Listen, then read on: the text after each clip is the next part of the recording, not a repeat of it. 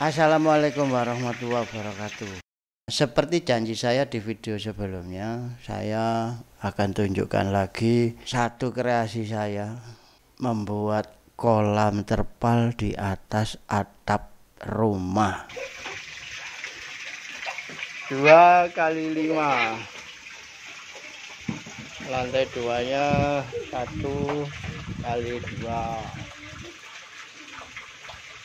Dan ini nanti berfungsi sebagai filter sekaligus media tanam kangkung. Roger.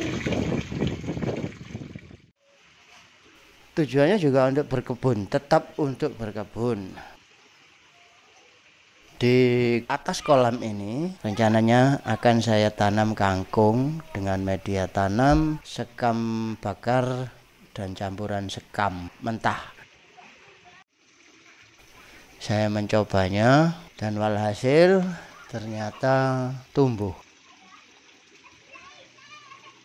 Kedua media, baik itu tanaman kangkung dan kolamnya ini, harapan saya simbiosis mutualisme, saling menguntungkan satu sama lain. Kotoran ikannya sebagai pupuk kangkung dapat nutrisi dari kotoran ikannya.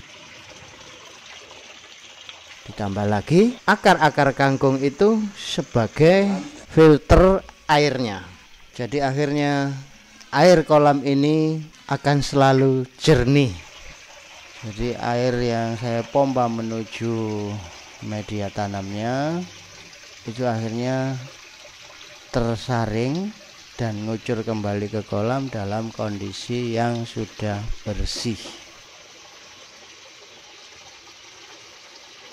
Nah, ini saya menggunakan media tanam sekam mentah dan sekam bakar. Saya campur dengan perbandingan ya kira-kira 2:1.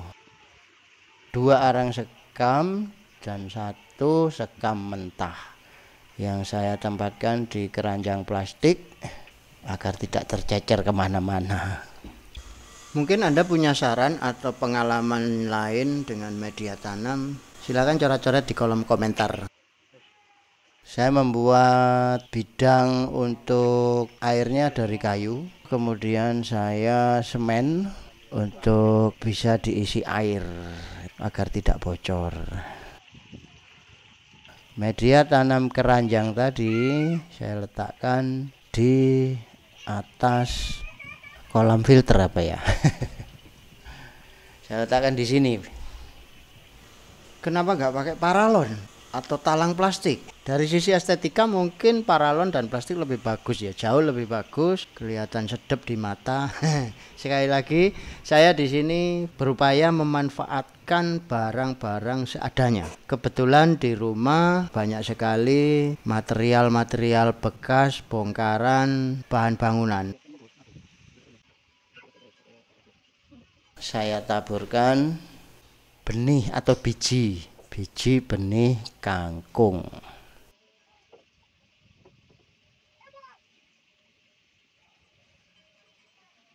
Ini biji kangkung yang mulai saya tebar.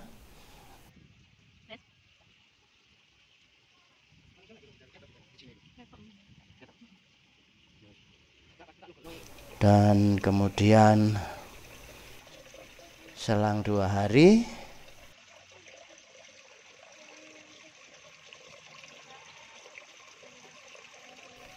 perlu diketahui ini tidak terkena sinar matahari langsung kecuali yang di bagian timur ya, dia bisa kena matahari langsung karena di bagian atasnya ada atap asbes, jadi pertumbuhan kangkung-kangkungnya kurang maksimal akhirnya.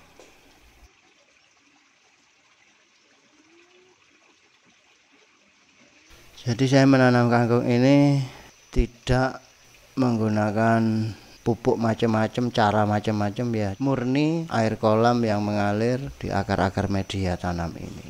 Yang di bagian timur karena dia terkena sinar matahari di saat pukul 7 sampai dengan pukul 10, jadi agak cepat pertumbuhannya. Sementara yang di sisi selatan kurang begitu bagus. Ini usia sudah di hari yang ke-10. Ini yang hari yang ke-15. Untuk kolamnya sendiri saya isi dengan udang lobster air tawar, juga udang kali dan ikan hias. Ya, hari ini tanggal 24 Desember 2022. Saya mengisi kolam ini Mbak Mega ini dengan 29 ekor. Sementara saya baru menangkap 29 ekor yang ukuran 3 inci. Terus ada 4 ekor udang gala, udang kali. Kemudian 1, 2, 3, 4, 5, 6, 7 ekor ikan gupi. Ikan gupi fungsinya nanti untuk memakan jentik nyamuk jika ada nyamuk. Ya, hari ini kita mulai dengan bacaan Bismillahirrahmanirrahim. Semoga menjadi hasil dan berkah. Kenapa nggak harus lele atau nila? Kenapa harus udang lobster?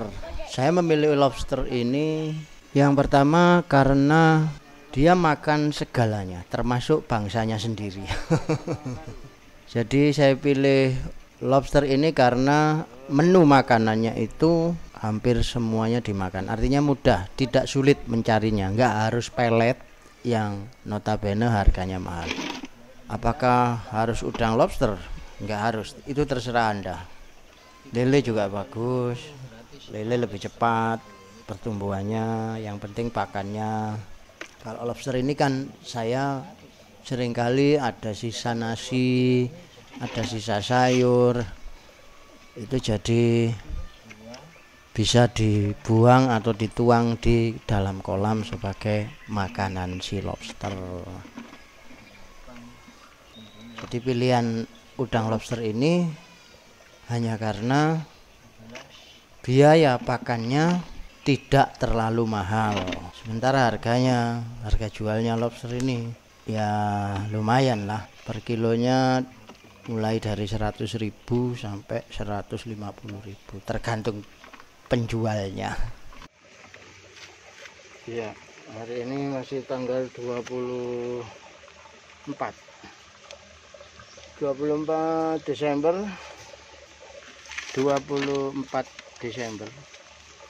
2022. Saya lagi sortir ukuran 3-4 inci untuk lobster yang di atas. Oke.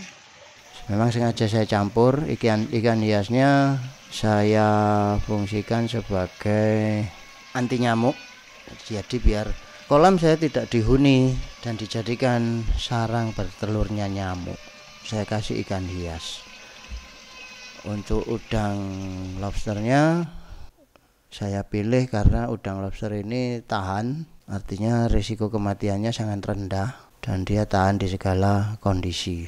Udang kalinya saya ceburkan juga beberapa ekor sebagai varian saja ya, karena udang kali itu saya lihat mudah sekali berkembang biak.